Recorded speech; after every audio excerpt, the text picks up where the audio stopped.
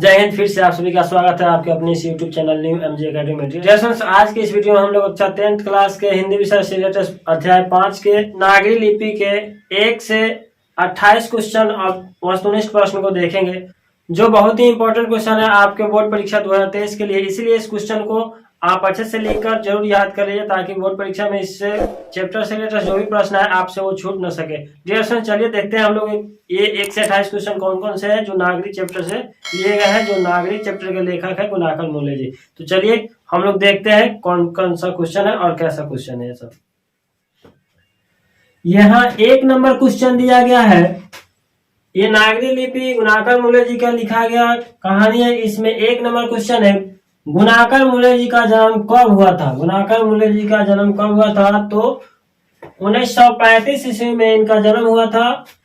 और इनका जन्म कहाँ हुआ था? गुणाकर मूले जी का दूसरा नंबर मेरा क्वेश्चन है, गुणाकर मूले का जन्म कहाँ हुआ था? तो महाराष्ट्र के अरावली जिले में एक गांव है। गांव का नाम इस बुक में स्पष्ट नहीं दिया गया है, आप इतना याद रखिएगा। पूछा जाएगा क्वेश्चन तो राज्य का पूछा, सीधे आपको ऑप्शन में रहेगा महाराष्ट्र, नहीं तो अरावली रहेंगे। अरावली जिला पूछेगा तो अरावली, या नहीं तो राज्य पूछेगा आपसे तो महाराष्ट्र चेक मारिएगा। तीसरा नंबर मेरा क्वेश्चन है, नागरी लिपि के निबंधकार कौन है? नागरी लिपि जो है निबंध के निबंधकार कौन है? तो गुणाकर मूले जी ही इस कहानी के, इस निबंध के निबंधकार है, मतलब लिखने वाले। चौथा नंबर जो मेरा क्वेश्चन है, गुणाकर मूले ने मिडिल स्तर की पढ़ाई किस भाषा में की? हिंदी में की, संस्कृत में की, मराठी में की, उर्दू में की, फारसी में? तो गुणाकर मूले ने मिडिल स्तर की जो पढ़ाई की है ये मराठी भाषा में पढ़ाई की है।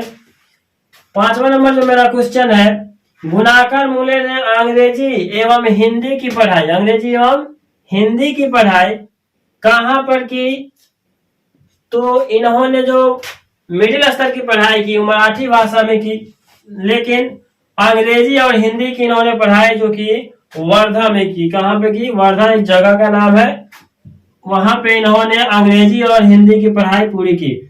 छठा नंबर में मेरा क्वेश्चन है, नेपाली भाषा किस लिपि में लिखी जाती है? नेपाल जैसे हिंदी, उर्दू, बंगाली ये सब भाषा होती है, ये सब का लिपि भी होता है। तो हम लोग जो हिंदी लिखते हैं ये देवनागरी भाषा में लिखते हैं, उसी प्रकार से नेपाली भाषा किस लिपि में लिखी जाती है? तो इस भाषा को भी, नेपाली भाषा को भी देवनागरी लिपि में लिखा जाता है। हम लोगों का लिपि है देवनागरी।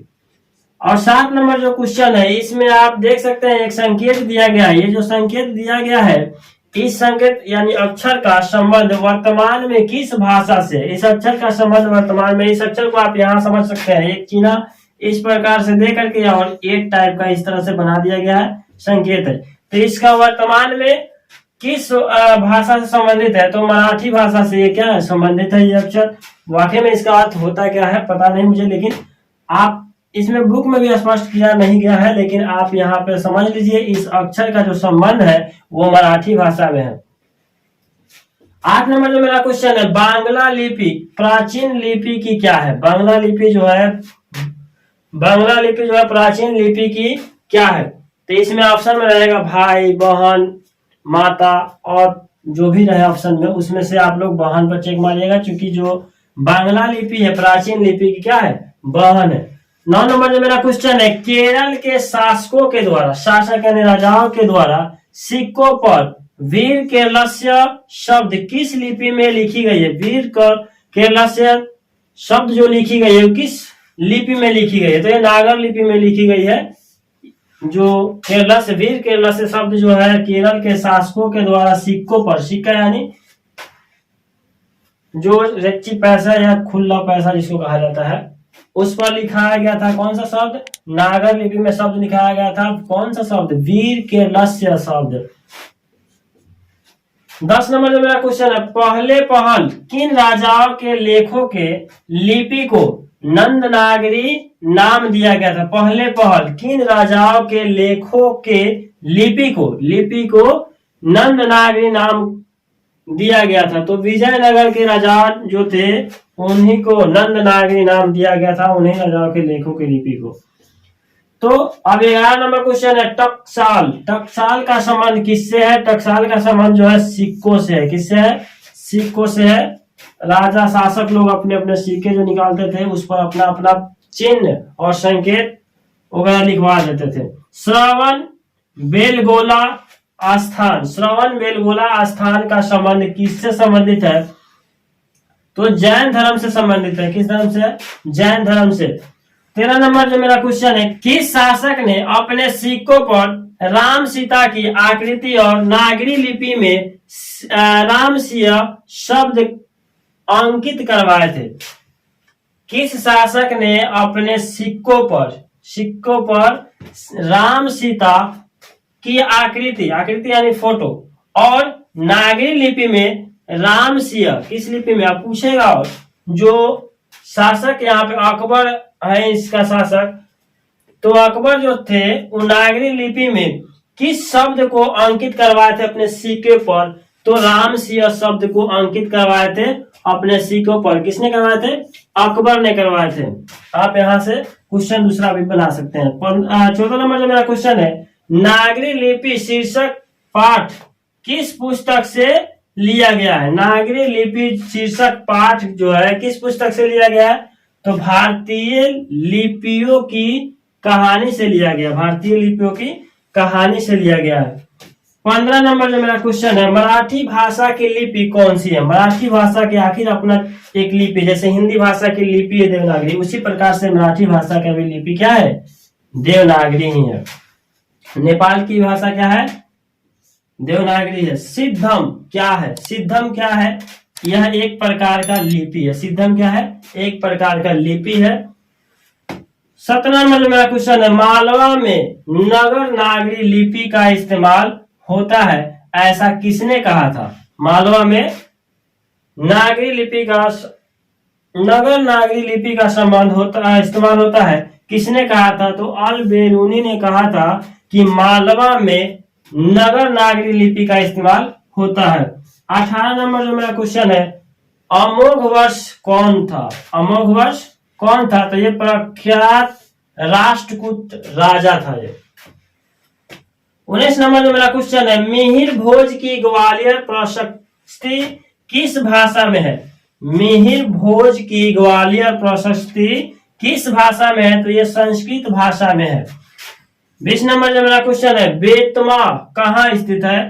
तो इंदौर के पास बेतमा नामक एक स्थान है, वो प्रसिद्ध है या स्थित है। हिंदी किस लिपि की, 21 नंबर जो मेरा क्वेश्चन है, हिंदी किस लिपि में लिखी जाती है? हिंदी अभी उसी समय से हम आपको बता रहे हैं कि हिंदी भी देवनागरी लिपि में लिखी जाती है। जिस तरह से मराठी और नेपाली देवनागरी लिपि में लिखी जाती है, उसी प्रकार से हिंदी क्या है? देवनागरी लिपि में लिखी जाती है। 22 नंबर मेरा क्वेश्चन है, नागरी लिपि कब एक सार्वदेशिक लिपि थी? कब एक सार्वदेशिक लिपि थी? तो 8वीं से 11वीं सदी में ये जो भाषा लिपि थी सार्वदेशिक लिपि थी, मतलब सभी देशों की। पहले दक्षिण भारत की नागरी लिपि क्या कहलाती थी? पहले जो थी पहले दक्षिण भारत की नागरी लिपि क्या कहलाती थी? तो सिद्धम कहलाती थी। आप यहाँ सिद्धम के बारे में पढ़े। सिद्धम क्या है? तो एक प्रकार की लिपि है। तो कौन सी लिपि है? तो पहले दक्षिण भारत की नागरी लिपि सिद्धम कहलाती थी। क्या कहलाती थी?